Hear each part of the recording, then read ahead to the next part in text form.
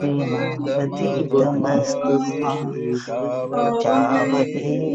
ओम ॐ शांति शान्ति शांति शान्ति शांति। शान्तिः। हरि हरि ओम। ओम्। तो इस बार आज का है जीवन मुक्ति विवेक, और इस बार हमने ये किया है कि आप लोग एक एक श्लोक का मीनिंग पढ़ेंगे और मैं उसको थोड़ा सा समझा दूंगा। इस तरह से आप लोगों का पार्टिसिपेशन भी हो जाएगा। नहीं तो आप लोग, कुछ लोग क्वेश्चंस करते हैं, कुछ नहीं करते हैं, पता नहीं कितना पढ़ना होता है कि नहीं होता। लेट अस सी, इस बार ये काम कर देखते हैं। तो अब कौन कौन शुरू करेगा? कोई भी शुरू करिए जो दिया है। अथ कायम जीवन मुक्ति किं वा तत्र प्रमाणम कथम वा तत्सिद्धि सिद्धो वा किम प्रयोजनम इत्यादि है ना। दिलीप भाई आप ही शुरू करो। The nature of Jivan Mukti. And now you may ask, what is liberation in this very life? What evidence is there regarding this? Even if there be some, how is it accomplished? What is the use of accomplishing it?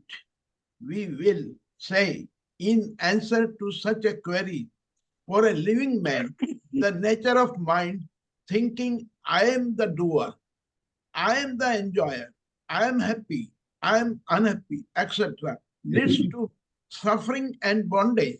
The removal of these is Jivan Mukti, liberation in life. Okay, जी तो महाराज ये हुआ ना। जी ये 4 लाइनें हैं, बहुत इंपॉर्टेंट है। जी उद्देश्य क्या है जीवन मुक्ति? ये पढ़ने का उद्देश्य क्या है? जीवन मुक्त हमें बनना, यह हमारे जीवन का लक्ष्य है, याद रखिए। जी मरने के बाद जो मुक्त होते हैं उसको कहते हैं विदेह मुक्ति, देह छोड़ के विदेह मुक्त। मुक्ति। मरने के बाद तो कभी सभी मर जाएंगे, मुक्त हो जाएंगे। लेकिन जीवित रहते हुए भी क्या कहा है? कर्ता भोक्ता सुख दुख आदि चित्त के धर्म जो हैं, ये सब क्लेश रूप है, क्लेश करने वाले हैं, बंधन करने वाले हैं। इनका निवारण कर देना। जीवित रहते हुए भी मैं करता नहीं, मैं करता भोगता नहीं हूँ, सुख दुख मुझ में नहीं है। मैं क्लेश, ये राग द्वेष इत्यादि क्लेश मुझे छू नहीं सकते। यह जानना जीवन रहते हुए ही, इसे जीवन मुक्ति कहते हैं। चलिए नेक्स्ट कौन है, पढ़िए तो। अच्छा, नेक्स्ट मैं। हाँ पढ़ो। अच्छा, तो इसमें सेकंड जो है श्लोक, उसके बाद ऑब्जेक्शन करके है, उसी को ठीक है पढ़ेंगे। करेक्ट। हाँ ठीक है। Yes yes, objection. अच्छा, द प्रारब्ध Karma, the fruit of one's past actions which are responsible for the present life in us, in its entirety, will maintain the body and its senses, etc., in order to fructify itself. These experience of pleasure and pain, etc., are not possible without the mind remaining active in its normal functional state. Thus, it will prevent knowledge from destroying the ignorance along with its effect. So how can कौन सा पढ़ रहे हो तुम? देखो क्या पढ़ रहे पता नहीं। हाँ नहीं हाँ, नहीं ये तो ननु, सुनो, तो ठीक हाँ नहीं हुआ।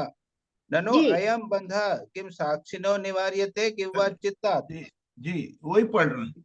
हाँ द ये इसका प्रारब्ध ये कर्म, था नहीं, क्या? इस नहीं है ये द नहीं है। प्रारब्ध कर्म। हाँ ये नहीं है। ननु should I read बंधा Maharaj? किम साक्षिणो निवार्यते किं वा चित्तात्, इसका Should I read ट्रांसलेशन किया है Maharaj? क्या? मैं पढ़ूं क्या महाराज? पढ़ो। हाँ बोलो तो। Objection. Is this the bondage of the witness or of the mind? It cannot be of the former, that is हाँ witness, for it is removed by the knowledge of the reality. It cannot be of the latter, that is mind, for it is not possible because it is inherent in itself. The agency of the mind in actions could be removed when fluidity could be removed from water or heat from the fire, which is not possible since these are all equally natural to such things. हाँ देखो, अब इस पे एक महाराज जी, शंका उठाते हैं। महाराज जी एक मिनट, ये जो पढ़ा है ये हमारे इसके अंदर नहीं है, जो हमारे इसके अंदर वो है कि जो तो इसने पढ़ा, ये तो संजय जी ने जो भेजा है वो इसमें वही है। मैं भी वही पढ़ रहा हूँ। ये नन्नु प्रारब्ध कर्म कृष्ण इसी का ही है ना, ये सेकंड। हाँ हाँ हाँ हाँ हाँ हाँ, तो महाराज जी ये है द प्रबुद्ध karma, the fruit of one's past actions which are नहीं, ये नीचे है, तो ये ऊपर है, ये इसके हाँ। ऊपर है। वो 2 श्लोक के बाद है। हाँ, नहीं, वो बाद में है। चलने दो। फास्ट श्लोक के अंदर नीचे ही में ये है। है। ननो ऐसा है, सुनो सुनो, समझ में आ गया। ऐसा है कि ननु प्रारब्ध कर्म कृष्ण अविद्या तत्कार्य नाशे प्रवृत्तस्य तत्व ज्ञानस्य प्रतिबंधम कृत्वा, ये जी। जो है ये जी। बाद में आता है, बाद में है। तुम्हारे यहाँ पे ओह। नहीं है संजय, गौतम, अपने दिलीप, है। ये हमारे यहाँ दो पैसेजेस के बाद में है। ओके, हाँ, अच्छा, हाँ। हमारे यहाँ तो सेकंड में ही आ गया। नहीं नहीं, नहीं, दो ऑब्जेक्शन पैसेज और के क्लैरिफिकेशन के बाद। चलो देखो, महाराज। अच्छा, तो यहाँ पे हाँ। ये शंका उठाते हैं कि हाँ। ये जो बंधन है ना, जीवन के कर्म दुख इत्यादि के जो बंधन से मुक्त होने से जीवन मुक्ति होती है, तो ये बंधन जो है वो आत्मा साक्षी आत्मा के हैं या चित्त के हैं? क्योंकि जो प्रथम है आत्मा का साक्षी का होता है तो तत्व ज्ञान के बिना दूर नहीं होगा, और दूसरा यदि मन का होगा तो वो कभी दूर नहीं होगा, क्योंकि मन का तो स्वभाव ही है बंधन में पड़े रहना, काम क्रोध लोभ में पड़े ही रहना, यही स्वभाव है। अच्छा, आगे का जी। पढ़ो, अब चलो। जी, मैं पढ़ो। नहीं, वो कर्मणा, इसके बाद वाला है तुम्हारे पास कि नहीं है? कौन सा है? क्लैरिफिकेशन। कर्मणा ये करके, कर्मणा करके स्वयं। नहीं, क्लैरिफिकेशन। अच्छा, तो क्या है? की बहुधा, किम बहुधा, नहीं, ये नहीं, नहीं, तुम्हारे नहीं, पास नहीं है, ये वो भी नहीं। तुम्हारे उसमें नहीं नहीं, है। अच्छा, ये सब नैव्यम- उलझ गए महाराज, सब उलझ गए। नैव्यम अत्यांतिक Yes, हाँ बोलो, हाँ, वो वाला पढ़ो। है। Clarification. The reply is not so. Though it is not possible to remove it completely, but it can be prevailed over. As the fluidity is counterbalanced by adding earth to water and the heat of fire by the help of a jewel or incantation, similarly each and every state of mind can be neutralized by the practice of yoga, that is concentration. अच्छा, देखो इसका जवाब ये दे रहे हैं। ये शंका ये उठा रही थी कि अरे मन में तो ये है, तो मन के जो दोष हैं उनको तो दूर कर ही नहीं सकते। जिस प्रकार जल जो है वो पानी, बहता पानी है, उसको उसका तो स्वभाव है, कैसे दूर करोगे? तो जवाब कहते हैं कि जल में अगर तुम मिट्टी मिला दो तो जल है ना इतना बहना कम हो जाएगा उसका। और आग जो है, आग जलाती है, तो कहते हैं वो जादू टोने से आग जलाना भी कम हो सकता है। इसी प्रकार से मंत्र के अपने साधना के द्वारा समस्त चित्त की वृत्तियों को योग के द्वारा उनको कंट्रोल किया जा सकता है, यह बात चले। अच्छा, अब आओ दिलीप भाई आइए, या दिलीप भाई पढ़ो तो। महाराज जी, अब हमारे और आगे इसके अंदर फर्क है। नहीं, वहां जहाँ पे आया तो ननु प्रारब्ध कर्म कृष्ण अविद्या यस यस यस, अब ये पढ़ो ना। the prarabdha karma, the fruit of one's past actions, which are responsible for the present life in its entirety, will maintain the body and its senses, etc., in order to fructify itself, because experience of pleasure and pain, etc., are not possible without the mind remaining active in its normal functional state. Thus, it will prevent knowledge from destroying the ignorance along with its effects. So, how can the mind be rendered neutralized and made insufficient? हाँ, अब ये कहते हैं कि तुम कहना है कि मन के दोषों को हम साधना योग के द्वारा कम कर सकते हैं। तो कहते हैं अरे जी, ये सब तो प्रारब्ध कर्म के कारण हो रहा है, हमें शरीर प्राप्त हुआ है, हम मोटे हैं, दुबले हैं, हम चंचल हैं, ये सब जो है ये प्रारब्ध कर्म के द्वारा हो रहा है। तो हम चाहे कुछ भी होवे, प्रारब्ध कर्म के को कैसे दूर करोगे, उसके प्रभाव को कैसे दूर करोगे, वो कर ही नहीं सकते, ये बताओ। इसलिए उसको दबाओगे कैसे? नेक्स्ट पैराग्राफ, उत्तर है, रिप्लाई। महाराज मैं पढ़ो कोई भी पढ़ो। clarification. No, Yes. it cannot be considered like that for the jiva that is going to be accomplished through the neutralization of the mind. Two Yes. would be the supremely happy nature and comes within the purview of the prarabdha karma and fruits thereof. Yes. हाँ देखो, अब उसे बड़ा अच्छा जवाब दिया। हाँ, ये सब प्रारब्ध कर्म के कारण तुम साधना नहीं कर सकते। अरे Yes. ये जीवन मुक्ति भी है ना, वो भी प्रारब्ध कर्म के कारण ही होगी। हाँ, हम साधना करेंगे, ये भी प्रारब्ध कर्म के कारण होगा। और Yes. प्रारब्ध कर्म के कारण तो सभी हो सकता है। यानी आदमी का बैठा नहीं रहता है प्रारब्ध के कारण कि बैठा रहूंगा और खाना मिल जाए। सब कर्म करते हैं, कमाते हैं, पैसे कमाते हैं, उसके बाद में खूब मजा करते हैं। ये सब क्या है? प्रारब्ध प्रारब्ध कर्म कर्म। के कारण। तो फिर साधना भी करेंगे और उसके बाद जीवन मुक्ति होगी, ये भी प्रारब्ध कर्म के कारण होगी। जैसे आप एग्रीकल्चर करेंगे, बिजनेस करेंगे, तो मेहनत करते हैं तो उसके बाद जो मिलता है प्रारब्ध कर्म के कारण, पर मेहनत तो किया ना। जी। लोग बैठे नहीं रहते, प्रारब्ध कर्म के बारे सब जानते हैं, लेकिन कोई बैठा नहीं रहता प्रारब्ध कर्म के भरोसे। सब करते हैं, और वो सब जो है वो भी जो है वो एग्रीकल्चर सभी जो है प्रारब्ध कर्म के कारण होते। चलो नेक्स्ट पढ़ो। I'll read, Swamiji. In case prarabdha karma could cause liberation in life also, let it be that there is no use of human effort for that. Objection.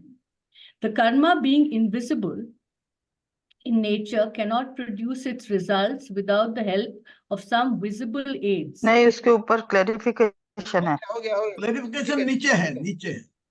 ऊपर भी है। ठीक है, करो। हो गया वो तो। हाँ, Hence, human effort is needed in endeavors like agriculture. Clarification. ये तो बताया अभी मैंने। हाँ, हो गया। The same applies equally to accomplishment of liberation in life. In case of agriculture, when one does not reap the expected results in spite of human efforts, one has to imagine a more powerful unseen karma inhibiting the results. The powerful karma may be called fortune. Two inhibits the results through such obstacles like lack of rain.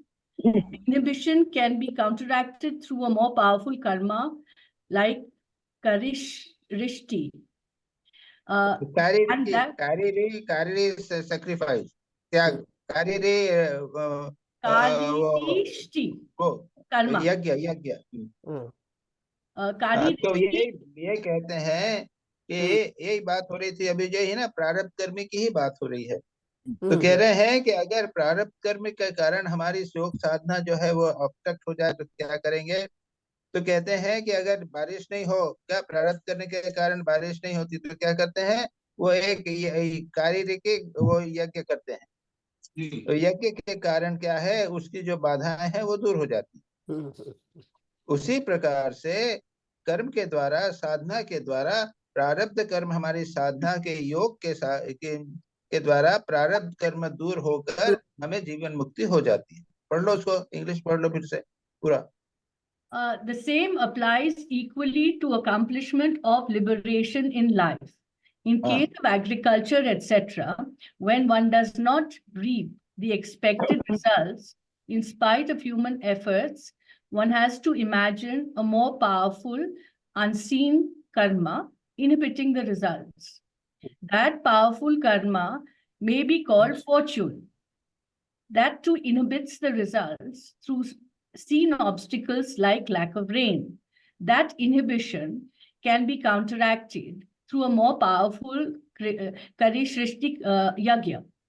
That too removes the inhibition through seen action like calling forth rains to showers.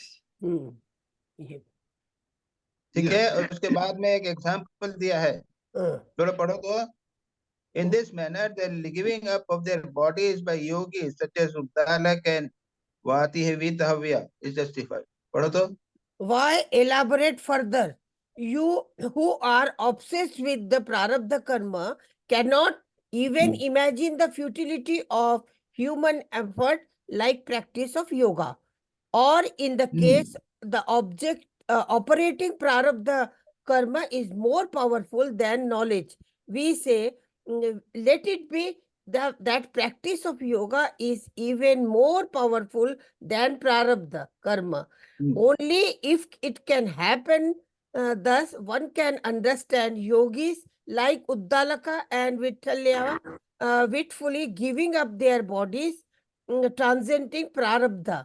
Even if it is so that we with the short lifespan cannot think of such things happening to us, that what would be the difficulty in thinking of yoga controlling such mental inclination like the desires, etc.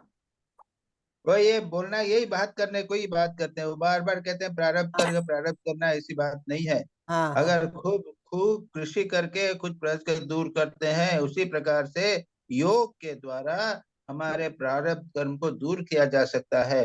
और उद्दालक और वीतहव्य या जैसे योगी तो है, उन्होंने इसी जीवन में मुक्ति प्राप्त कर ली और प्रारब्ध कर्म को छोड़ के अपने शरीर को त्याग दिया।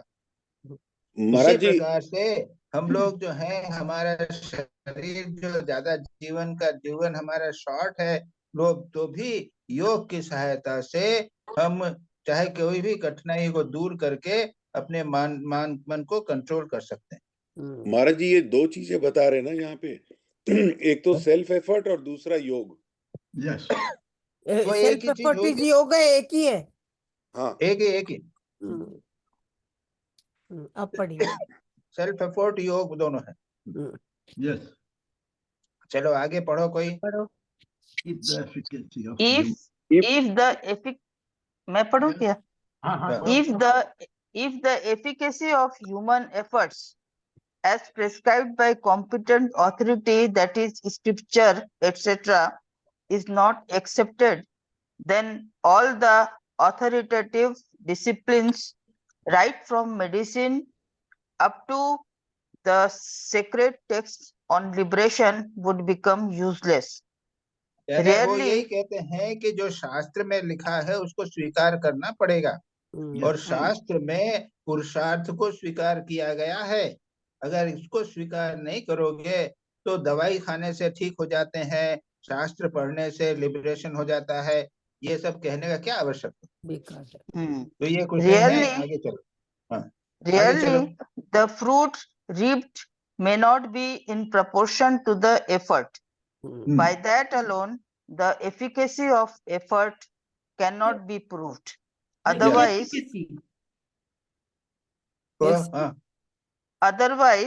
facing defeat once, all kings would have dismissed their armed forces comprising elephants, cavalry, etc. That is why Ananda Bodhacharya said, fearing indigestion, nobody gives up food.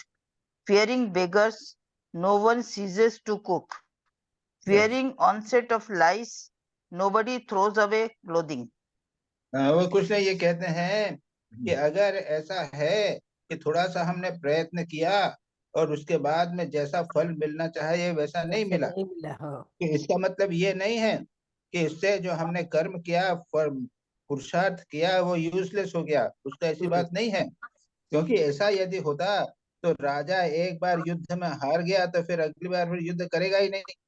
वो तो फिर भी बनाता, हाथी करता है, आर्म फोर्सेस करता है और तैयारी करता है कि मैं फिर से जीतूंगा। तो इसी प्रकार से कहा है कि आनंद बोधाचार्य कहते हैं कि हम खाना खाने से हमको अजीर्ण हो जाएगा, खाना नहीं खाना चाहिए। और क्या है कि अगर खाना पकाएंगे वो भिखारी आ जाएगा तो खाना बनाना कोई बंद नहीं कर देता उसके डर से। और अपने कपड़ों को ये कह रहे इसमें तो जूं लग जाएगी तो कपड़े नहीं पहनना, तो ऐसा कोई नहीं करता। सभी करते हैं, इसकी कोई चिंता नहीं करते हैं क्या होगा। आगे चलो, ये तो कुछ नहीं, खास बात कुछ नहीं है। ये तो नेक्स्ट का ही आपने बता दिया। हाँ बोलो दिलीप भाई, हो गया? हाँ हो गया। चलो और कोई पढ़े? मैं पढ़ूं? Beginning पढ़ो सपना, पढ़ो। Beginning with everything in this world always, and ending with giving up even that in the end stay steady, that is in Brahman. The dialogue between Vasishtha and Rama depicts clearly the efficacy of human efforts as prescribed in the scriptures. योग वशिष्ठ में वशिष्ठ और राम का जो प्रश्नोत्तर होगा वो हम आगे वर्णन करते हैं, बस इतना ही है, आगे पढ़ो। Vasishtha, O Raghunandana, surely in this world everything can always be acquired through proper application of one's efforts. हाँ, वशिष्ठ कहते हैं कि हे रघुनंदन, सब कुछ जो है आप इस जीवन में, इस संसार में अपने प्रॉपर एप्लीकेशन यानी पौरुषार्थता, पौरुष प्रयत्न यानी सम्यक प्रयत्न के द्वारा तुम सब कुछ जो चाहो तुम प्राप्त कर सकते हो। पढ़ लो उसके बाद कुछ एग्जाम्पल्स दिया है उन्होंने। हाँ, बोल रहे हैं Everything means fruits like fruits like progeny, riches, heavenly abode, Brahmaloka, etc. Human efforts means sacrifice to beget children. Agriculture, commerce, business. यानी यहाँ यही बताया गया है कि सर्वम यानी क्या, पुत्र, धन, स्वर्ग इत्यादि सब कुछ, और ह्यूमन एफर्ट मानव का पुरुषार्थ यानी क्या है, सेक्रीफाइस करना, बच्चे प्राप्त करने के लिए एग्रीकल्चर करना, व्यापार करना, ज्योतिषम सेक्रीफाइस करना, इसी कई प्रकार के प्रयत्नों के द्वारा हम उसको प्राप्त कर सकते हैं। नेक्स्ट पढ़ो। The Smritis classify human efforts into two categories. One that has been prohibited by the scriptures, Ucha Shastra, and the other that is approved, Shastrit. Among these, the Ucha Shastra brings bad results and the Shastrita brings the ultimate good results. Everything against the injunctions of the scriptures, that is Ucha Shastra, means adultery, theft, etc., and efforts in accordance with the scriptures, that is Shastrita, means observing the daily and occasional rites and ceremonies, etc. Anartha is evil results and artha is good results, the merit praying for, like heaven, etc. Best among the paramartha, that is liberation. यह कुछ नहीं, दो प्रकार के पुरुषार्थ होते हैं, एक तो शास्त्र के विरुद्ध और एक शास्त्र के अनुसार। यानी शास्त्र के विरुद्ध यानी आप एडल्ट्री करो, चोरी करो, झूठ बोलो, ये सब होता है। और शास्त्रीय क्या है, नियमित रूप से ध्यान जप करना है इत्यादि। जो बुरा काम करोगे, पुरुषार्थ करोगे, उससे आपको नरक मिलेगा और अच्छा करने से स्वर्ग मिलेगा, शुभ मिलेगा। तो इसलिए जो कुछ श्रेष्ठ है उसी को करना चाहिए, और परम पुरुषार्थ के द्वारा आपको परमार्थ की प्राप्ति, परम गोल, परम पुरुषार्थ यानी लिबरेशन प्राप्त हो सकता है। कुछ नहीं है, चलो। स्वामी जी मैं हाँ पढ़ो। Qualities such as the study of the Shastras, keeping company of holy men, etc. are acquired through proper practice right from childhood. These, accompanied by efforts, achieve good result, that is liberation. The word in the original alam means completely and correctly. Having qualities or together with the qualities is to be understood. Conducive to one's good means bliss of final liberation. कुछ नहीं है, वो आबालियात यानी good qualities जो है, उसे शास्त्र का अध्ययन करना है, लोगों के शास्त्र सत्संग करना है, ये सब जो है ये बचपन से, अर्ली जीवन से प्राप्त करने उसकी आदत हो जाती है करते करते, और उससे उसके फल, अच्छा फल प्राप्त होता है। अलम का अर्थ है ना फुल्ली, पूर्ण रूप से करने पर, पूर्ण रूप से पूरे एकाग्रता मन से करने से।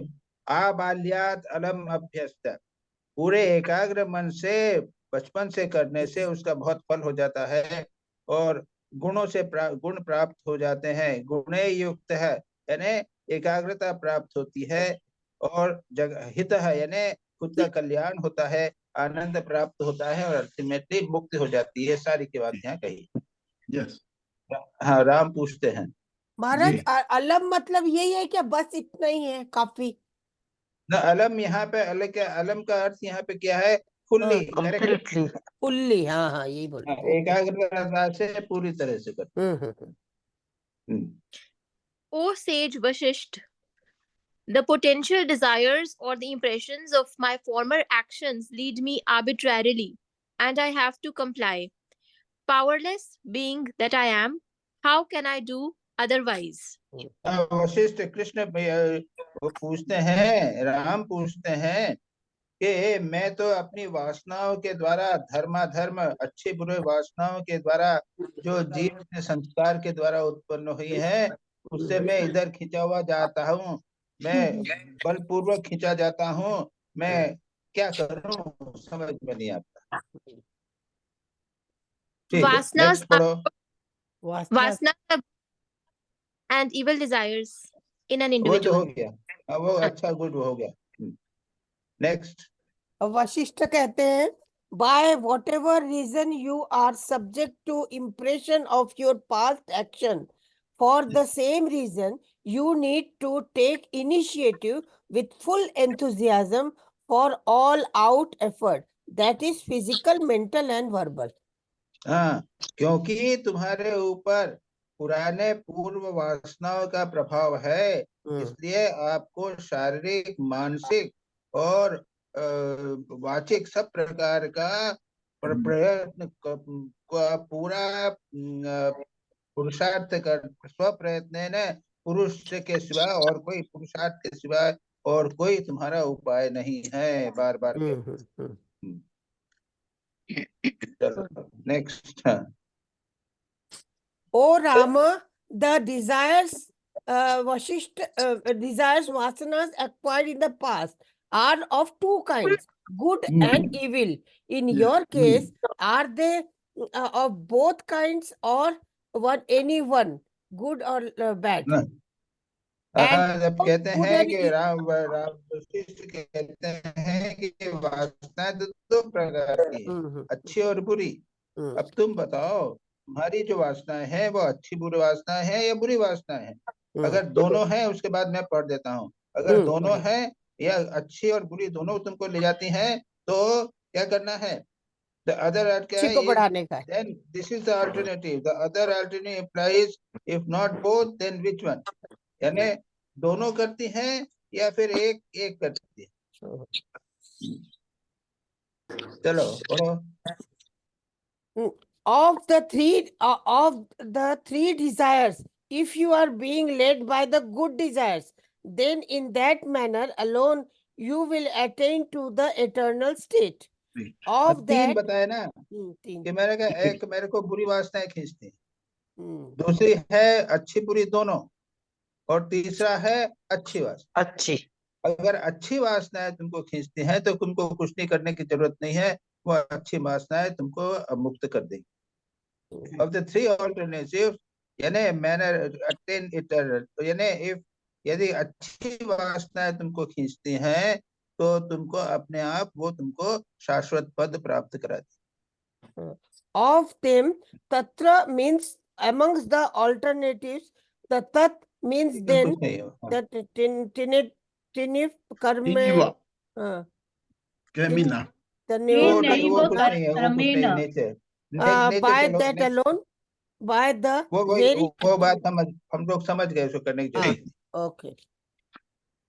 हमारा तीन कौन कौन से? एक तो अच्छे कर्म, एक अच्छी वासना, एक सेकेंड है बुरे वासना, और तीसरा मिश्र। हाँ मिश्रित। तो अच्छी का जवाब दे दिया। दिलीप भाई सुनो, पढ़ो तो। अथ चेद अशुभा वावा। But if the evil desires are putting you into difficulties, then to conquer over those arising from former impressions, you are to exert yourself personally. How is inherent desire, vasna, that means then as before, Yatna वो means कुछ जरूरत practice नहीं है। of rites prescribed by the Shastras to counteract evil. Taking the help of that and with your own effort, you have to win, not as you win over enemies in a battle using soldiers for killing. You cannot. जगह जगह बुरी वासनाएं तुमको ले जाती हैं तो personal effort करो। जिस प्रकार से बुरे लोग आवे तो उनको दूर करने के लिए सोल्जर युद्ध करते हैं ना, उसी प्रकार से बुरी वासनाएं अगर आ जाए तुमको कष्ट देगी तो तुम उसका अच्छे वासनाओं से काम को दूर करो। और तीसरा ऑल्टरनेटिव, शुभाभ्याम मार्गाभ्याम वहन्ति वासना सरित। Desire like rivers flow through good and evil courses. By manly effort, it should be directed to good channel. अगर दोनों तुमको खींचेगी तो क्या करोगे? उसको एफर्ट के द्वारा इविल को बंद करो, बुरी को बंद करो और शुभ को अपने पे लगाओ। Yes. In case both the kinds of desires are present, the good ones are not in need of any effort. But for the evil ones, the course should be changed and directed towards the good by adopting methods of sanctioned by the Shastras. ठीक है, अशुभ का क्या अर्थ है बताओ? The human mind. हाँ, The बाद human में कहा mind है is like a child. If removed from evil, it resorts to good. Also, it could be the other way around. Therefore, it should be disciplined rigorously. Yes. हाँ, मन जो है वो एक बच्चे जैसा है।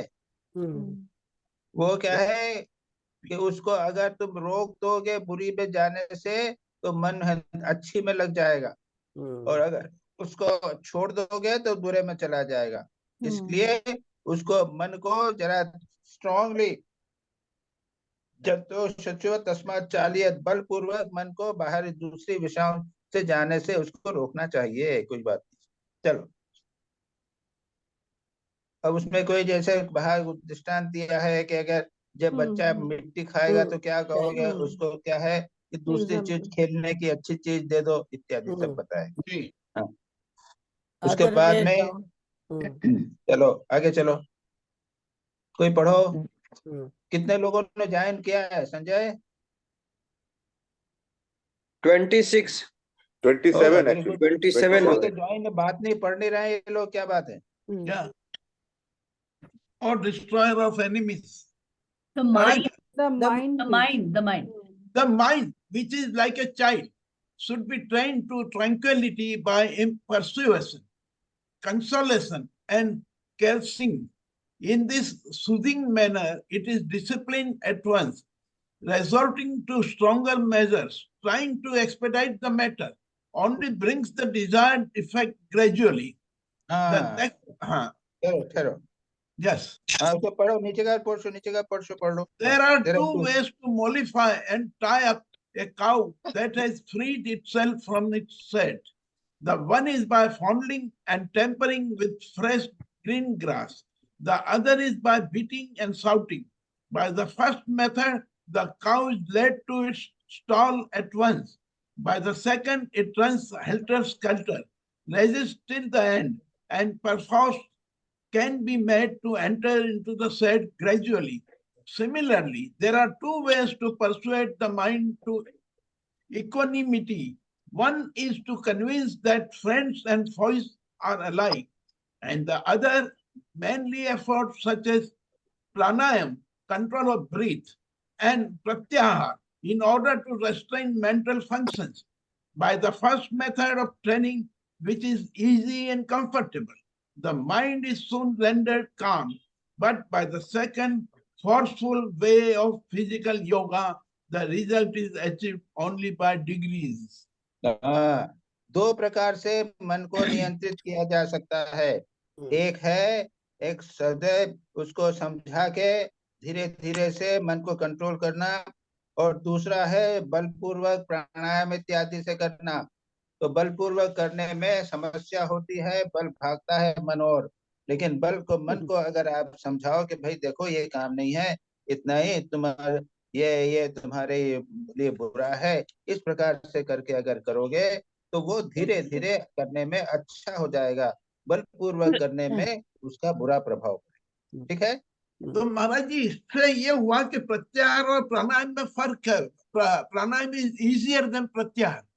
न प्रत्याहार प्राणायाम, देखो देखो देखो जी, ये प्राणायाम के बाद प्रत्याहार दोनों एक साथ हैं, दोनों अलग हैं, लेकिन एक के बाद दूसरे आते हैं।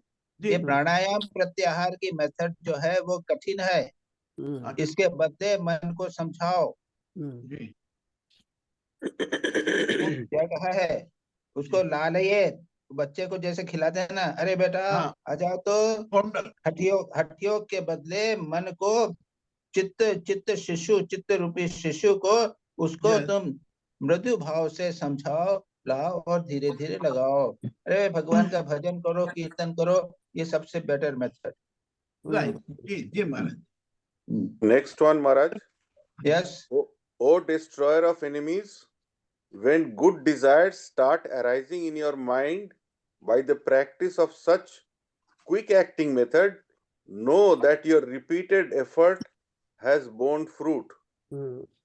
When the practice of such easy yoga quickly brings good tendency, one should know it has been fruitful. One should not doubt the result just because it has been quick. Yes. और आसानी से हो गया तो ऐसा नहीं समझना कि अरे कैसे हो गया, नहीं, वो हो जाएगा, कोई बात, इसमें तो समझने की कोई बात नहीं है। आगे चले। Even when you are in doubt, continue practicing good. Increase of good desires will not bring any harm. While practicing something good, doubt may arise whether it is completed or not. In such cases, one should go on with practice. An example is given here. Just as a person involved in repeating a holy mantra 1,000 times, when in doubt whether he has completed the 10th 100, has to anyhow do the 10th 100 once again. If the repetition was incomplete, it would be completed. If it was already complete, this extra repetition would do no harm to the intended repetition of the 1,000. It is the same here. ये मैंने साधना हमने पूरी की या नहीं की, इसकी संख्या यदि होवे, मैं 10,000 जब करता था, ये पूरे हुए कि नहीं हुए, 9,000 हुए, उसके बाद 10,000 पूरा कर लो ना एक बार, फिर 1,000, कुछ नुकसान नहीं होगा उससे। हाँ, एक एक्स्ट्रा करने में कोई नुकसान नहीं। साधना करते रहना चाहिए, ये मत सोचो कि ये मेरी साधना पूरी हुई है या नहीं हुई है, कोई पूरी होने के बाद अधिक भी होगी तो कोई बुरा नहीं। जी, ठीक है। मैं पढ़ूं स्वामी जी आगे? जरूर। As long as your mind is incapable of contemplating that state, that is unity of Atman and Brahman, and that supreme state is not realized, continue to practice in accordance with the teacher's instructions, scriptures, and other valid evidence. Next कर लीजिए। And when you have known that supreme state, having transcended likes and dislikes, you striving for complete calmness of the mind should give up all desires in toto, even the good ones. With the help of the good desires, follow the path of leading to rishis. Follow the path of rishis leading to the highest good and realize the state of ultimate bliss. Finally, give up even that. That is the path which has taken you to the highest, and stay established in your real form. That is the state of Brahman. The meaning of these verses is clear. So, by practice of yoga, lust, etc. can be nullified. Hence, liberation while living needs no more argumentation. Thus has been explained the nature of Jivan Mukti. तो बता दिया है, काफी clear है ये। ये clear कि है। जब आप this is just like throwing away both the thorn, दोनों कांटा को फेंक देना, हाँ, एक मिल जाए तो ज्ञाने दूसरा। अज्ञान जो पूरा कांटे को ठाकुर ने ज्ञान क्या से कहा, निकालो, तो उसके बाद में अच्छी डिजायर को भी आप छोड़ दोगे, फेंक दो। हाँ, उसके बाद में उन सब में आके तुम जीवन मुक्ति में उसमें प्रतिष्ठित हो जाओगे। नेक्स्ट मैं पढ़ूं महाराज जी, नेक्स्ट मैं पढ़ूं। पढ़ो। चलिए, हाँ पढ़ो। Characteristics of Jivan Mukta. Yes. Both the Vedas and the Smritis are authoritative texts for the existence as well as attainability of Jivan Mukti. One can read them in such texts as the Kathavalli. Kathopanishad. There in the Kathavalli, it reads, the especially liberated is liberated outright. Katha Upanishad 2.2.1, and particularly free from the obvious bondage of lust, etc. While living, such a person becomes although free from the future bondage after the fall of the body, if the implications of the Shruti is the implications of the Shruti, by practicing control of the internal and external organs, the mind, etc., one would be free from desires even prior to knowledge, but still they will have to be controlled skillful effort as and when they arise. But in this case, desires do not arise as there is no transformation of the mind. Hence, it is said, specially liberated. Hence, it is a specially liberated. And similarly, at the fall of the body and at the time of dissolution of the universe, the individual is liberated for some time from the bondage of the future body. But in this case, the liberation is outright, and implying this is it is said specially. Okay, ये क्या रहे हैं? अगर आप अपनी कामना वासनाओं को कंट्रोल कर रहे हैं, जो अभी बताएंगे सब है, तब क्या है, आप अभी इस जीवन में रहते हुए ही मुक्त हो जाओगे। और उसमें कठवल्ली में कहा है विमुक्तश्च विमुच्यते, यानी जो मुक्त है वो मुक्त हो जाता है। मतलब क्या कि जो जीवन मुक्त है वो मरने के बाद विदेह मुक्त हो जाता है। तो मुक्त तो है ही, वो मरने के पहले ही मुक्त है, उसके बाद में वो पूरी तरह मुक्त हो जाता है। तो इसके बाद में बृहदारण्य की चर्चा इत्यादि होगी। आज हमको जाना है, यहाँ पे रोकें। ठीक है, एक घंटा हो गया, अच्छा ही हुआ। मंत्र।